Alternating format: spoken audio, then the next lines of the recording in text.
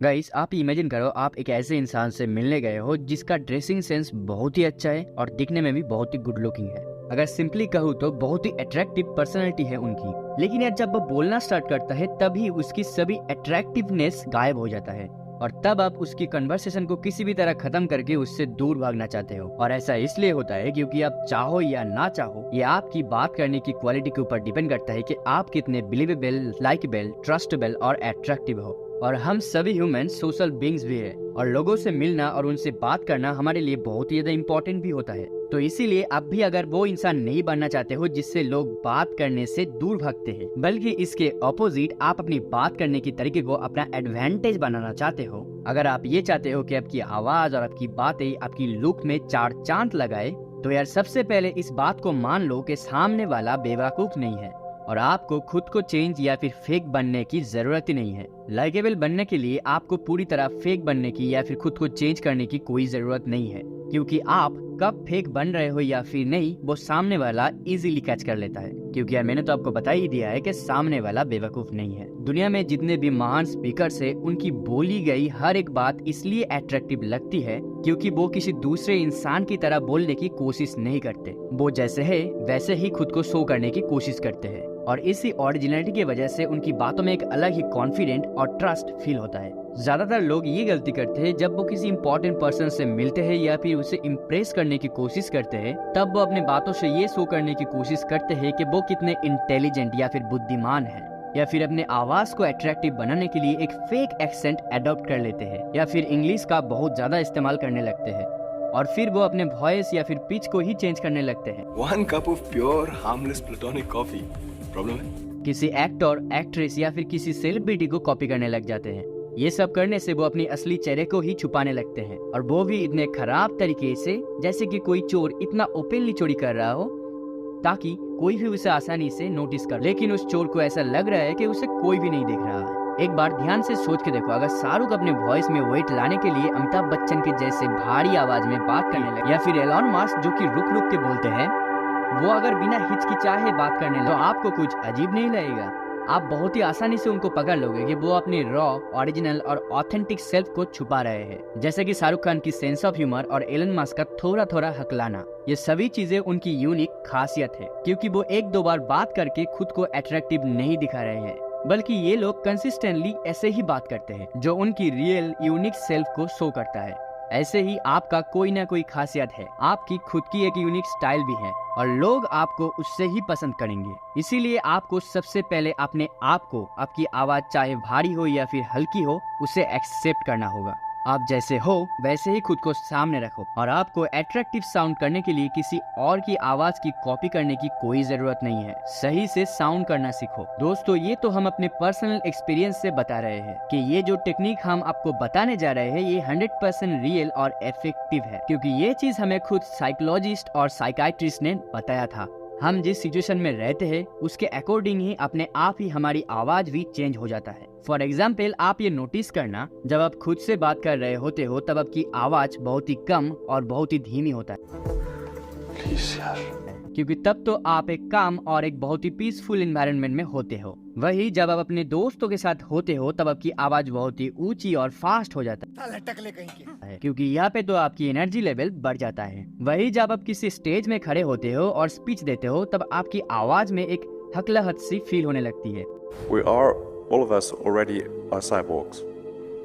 क्योंकि यार तब आप नर्वस फील कर रहे होते। बेसिकली आपकी इमोशंस आपकी आवाज को कंसिस्टेंटली बदल रहे होते। लड़का निकल गया है। लड़का निकल गया। जब आप इस चीज को डिकोड कर लोगे कि किन इमोशंस के अंदर आपकी आवाज अनअट्रैक्टिव फील होने लगता है, तभी आप अपनी वॉइस की उन एरियाज के ऊपर काम कर सकते हो जहाँ पे आपको डेवलपमेंट की जरूरत है। पर यार उनको इम्प्रूव करना कैसे है, उसके लिए ब्रायन ट्रेसी जो कि एक पब्लिक स्पीकर है वो रेकमेंड करते हैं आप अपनी आवाज को अलग अलग कॉन्टेक्स्ट में चुपके से रिकॉर्ड कर लो। जैसे जब आप किसी क्लाइंट से बात कर रहे हो तब उसे रिकॉर्ड कर लो, जब आप अपनी पार्टनर से बात कर रहे हो तब भी उसे रिकॉर्ड कर लो, और जब आप किसी मीटिंग में कुछ रिप्रेजेंट कर रहे हो तब भी अपने वॉइस को आप चुपके से रिकॉर्ड कर लो। और सबसे इम्पोर्टेंट, खुद से बात करते हुए अपने वॉइस को आप रिकॉर्ड कर लो। यार मैं ये जानता हूँ कि आपको ये बहुत ही अजीब लग रहा है, लेकिन यार ये चीज ज्यादातर कन्वर्सेशनलिस्ट रिकमेंड करते हैं। क्योंकि जब आप खुद के ही रिकॉर्ड किए गए इन वॉइसेस को सुनोगे तब आपको अपने आप ही रियलाइज हो जाएगा कि आपको कब और कहाँ क्या नहीं बोलना चाहिए था, या फिर कहाँ पे आपकी बात में दम कम था जिससे आप नेक्स्ट टाइम ठीक कर पाओगे। जैसा कि फॉर एग्जाम्पल मार्गरेट थैचर को जब ये पता चला कि उनकी वॉइस बहुत ही सॉफ्ट है जिस वजह से लोग उन्हें सीरियसली नहीं लेते हैं, उन्होंने तब अपनी वॉइस को बार बार रिकॉर्ड करके सुना और उनके ऊपर इम्प्रूवमेंट्स भी करे, जिनसे उनकी पब्लिक स्पीकिंग वॉइस सॉफ्ट और इनोसेंट से बदल के स्ट्रॉन्ग और बहुत ही पावरफुल बन गया, जिसे आप इस वीडियो में इजीली नोटिस कर सकते हैं। Been so busy that I haven't had really much time to think about it. After all, I know I'm still only me. Because I feel very strongly about it. The greatest divisions this nation has. यार बात करते वक्त gestures का use करो। जो लोग बात करते हुए अपने हाथों का यूज करते हैं वो लोग नेचुरली मैग्नेटिक अपीयरेंस फील देते हैं, और कई रिसर्चों में भी ये पाया गया है कि बात करते हुए जो लोग अपनी गेस्चर्स का यूज करते हैं उनकी वर्ड्स की वैल्यू 60% तक बढ़ गई है। लेकिन यार बिना किसी रीजन के अपनी हाथों को हवा में घुमाना कोई सेंस नहीं बनता। हैंड गेस्चर्स को यूज करने का भी एक तरीका होता है। कुछ पावरफुल हैंड गेस्चर्स जैसे कि शो द नंबर्स। जब भी आप 3 बोलो तब भी अपनी 3 फिंगर्स को शो करो। जब भी आप इंक्रीज या फिर डिक्रीज जैसे वर्ड्स को यूज कर रहे हो तब अपने हाथों को क्लोज ले आके कम स्पेस को शो करो, और बड़ी प्रॉब्लम को अपनी हाथों से बड़ा स्पेस शो करके दिखाओ। Feel it in your heart. जब भी आप कोई डीपली इमोशनल बात कर रहे हो तब अपने हाथों को अपनी दिल पे रख के बताओ। जैसे कि example, thank you. Guide your own explanations. अपने हाथों को यूज करके कम्प्लेक्स चीजों को सिंपल करके दिखाओ। फॉर एग्जाम्पल, अगर आप एक या फिर 2 पॉइंट्स के बारे में बात कर रहे हो तो तब आप अपनी राइट हैंड से एक पॉइंट को और दूसरे हैंड से दूसरे पॉइंट को दिखाओ। Bring things together. जब भी आप किसी चीज को एक होते हुए दिखा रहे हो तो अपने हाथों को सेंटर में लेके आओ और अपने हाथों से एम्ब्लेम्स क्रिएट करो। आप अपने हाथों से बहुत सारे सिंबल्स क्रिएट कर सकते हो। फॉर एग्जाम्पल, अगर आप ओके कह रहे हो तो साथ में थम्स अप भी कर दो।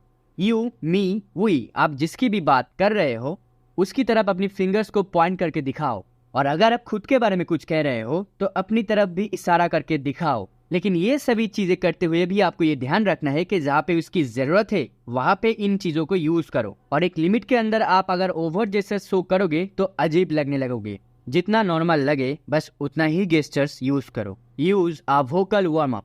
यार हो सकता है कि आपकी कोई इंपॉर्टेंट स्पीच हो या फिर इंपॉर्टेंट कॉल या फिर आपकी कोई इंपॉर्टेंट मीटिंग हो या फिर आपको डेट पे जाना हो जहां आप चाहते हो कि आपकी आवाज एकदम परफेक्ट हो। तो इसके लिए आप people's coach Vanessa Van Edwards के इन 3 मिनट वोकल वार्म अप की ट्रिक्स को यूज कर सकते हो, जिसको गुक कहा जाता है, जिसे कई सारे प्रोफेशनल सिंगर्स, मोटिवेशनल स्पीकर्स अपनी सॉन्ग या फिर स्पीच से पहले अपनी वॉइस क्वालिटी को बेटर करने के लिए यूज करते हैं। अब ये 3 मिनट की वोकल वार्म अप आपको थोड़ा सा फनी भी लग सकता है, इसीलिए हम आपको ये अकेले में करने के लिए रिकमेंड करते हैं। सबसे पहले अपनी सबसे कंफर्टेबल पिच में गुक को बोलो, फिर हर एक गुक के साथ अपनी पिच को 4 गुक तक बढ़ाते जाओ और 4th गुक से अपनी पिच को धीरे धीरे लोअर कर दो, और 7 गुक तक आते आते आप अपनी नॉर्मल पिच में वापस आ जाओगे। ये एक्सरसाइज कुछ ऐसे साउंड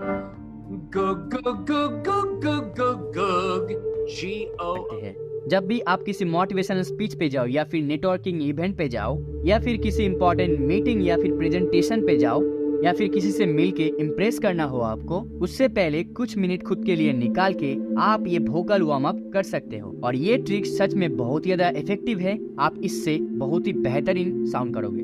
आप अपनी स्पीकिंग रेट को ऑप्टिमाइज करो। क्या आपको ये बात पता है कि एक एवरेज इंसान की कन्वर्सेशनल रेट 120 to 150 वर्ड पर मिनट होता है, और 1970 की journal of personality and social psychology की अकॉर्डिंग ये बहुत स्लो है। इस रिसर्च के अकॉर्डिंग जो लोग मॉडरेटली फास्ट पेस में बात करते हैं वो लोग ज्यादा इंटेलिजेंट, परसुएसिव, क्रेडिबल और सोशली अट्रैक्टिव होते हैं, और यही वो रीजन है जिसके वजह से आपको ज्यादातर मोटिवेशनल स्पीकर्स या फिर सेलिब्रिटीज इसी रेट में बात करते हुए दिखेंगे। वही जो लोग 1 मिनट में 100 या फिर उससे कम वर्ड्स बोल पाते हैं उन्हें ज्यादा समझदार नहीं समझा जाता। सो क्या तेज बोलना सही है? अगर हाँ तो कितना तेज? इसी सवाल का जवाब ढूंढने के लिए 2011 में मिशिगन यूनिवर्सिटी में एक रिसर्च करी गई जहां लोगों को टेलीफोन सर्विस में पार्टिसिपेट करने के लिए कहा गया, जहाँ पे ये पता चला कि सक्सेस का स्वीट पॉइंट है 210 वर्ड पर मिनट के। इससे एक भी ज्यादा या फिर कम बिल्कुल भी इफेक्टिव नहीं था।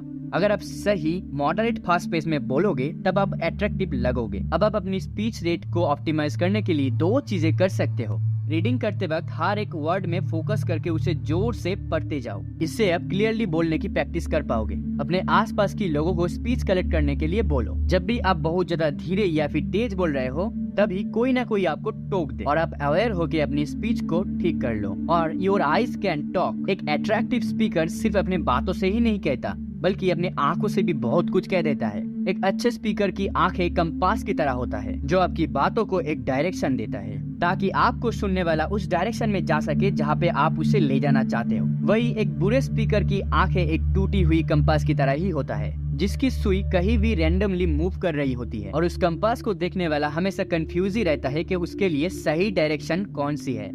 आपकी आंखों का कम्युनिकेशन में बहुत ही इंपॉर्टेंट रोल होता है क्योंकि यार उन्हीं के जरिए आप जो कह रहे हो उनके पीछे की इमोशंस को आप दिखा पाते हो और लोग भी तभी आपके ऊपर अट्रैक्टेड होंगे जब आप उनको पॉजिटिव इमोशंस फील करवाओगे। डर और नर्वसनेस में आपकी आंखें बड़ी हो जाती है और हैप्पीनेस में छोटी हो जाती है और सैडनेस में आंखों में आंसू आने लगते हैं। एक काम और पीसफुल एनवायरनमेंट में आपकी आंखें बंद रहती है। किसी से भी बात करते हुए अपनी आंखों का यूज करके एक इमोशनल टोन सेट करो और सामने वाले को गेस करने की जगह आप वो फील करवाओ जो आप उनसे फील करवाना चाहते हो। और वीडियो अगर आपको अच्छी लगती है तो लाइक जरूर कर देना, अपने दोस्तों के साथ जरूर शेयर कर देना और अभी तक अपने इस चैनल को सब्सक्राइब नहीं किया है तो मुझे सपोर्ट करने के लिए सब्सक्राइब जरूर कर देना।